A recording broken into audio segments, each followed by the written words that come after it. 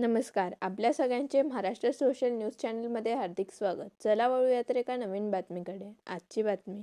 धुळे शहरातील देवपूर भागात अल्पवयीन मुलीवरील अत्याचार प्रकरणाचा प्रेरणा बहुउद्देशीय संस्था व तृतीयपंथी संघटनेकडून जाहीर निषेध करण्यात आला.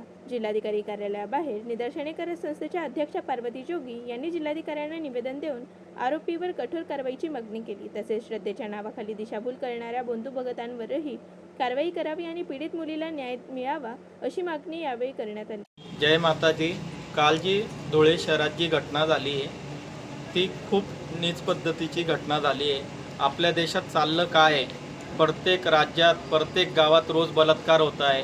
स्त्री सुरक्षित नाही आहे की बाळ या देशात सुरक्षित राहिलं नाही. सरकार झोपी गेलेलं आहे ना. यांना फाशी होते. यांना आमच्या ताब्यात दिलं तर आम्ही तरी गोळ्या यांना घालू, कारण की हे फार चुकीचं होते. आज तो स्वतःला भगत म्हणवून घेत होता.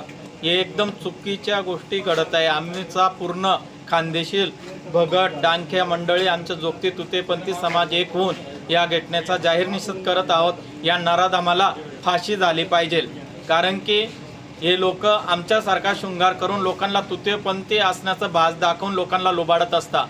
माझ्या पूर्ण धुळे जनतेला, माझ्या खानदेशवासियांना ही विनंती आहे, अशा लोकांच्या आमिषाला तुम्ही बळी पडू नका, अंधश्रद्धेला बळी पडू नका.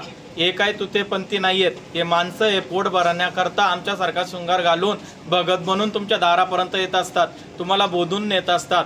तर तुम्ही या चुकीच्या गोष्टीला, अंधश्रद्धेला बळी पडू नका. श्रद्धा ठेवा पण अंधश्रद्धा करू नका.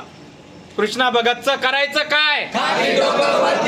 बातमी आवडल्यास चॅनलला लाईक व सबस्क्राईब करा व दररोज अशा नवनवीन बातम्या पाहण्यासाठी चॅनलला फॉलो करा. धन्यवाद.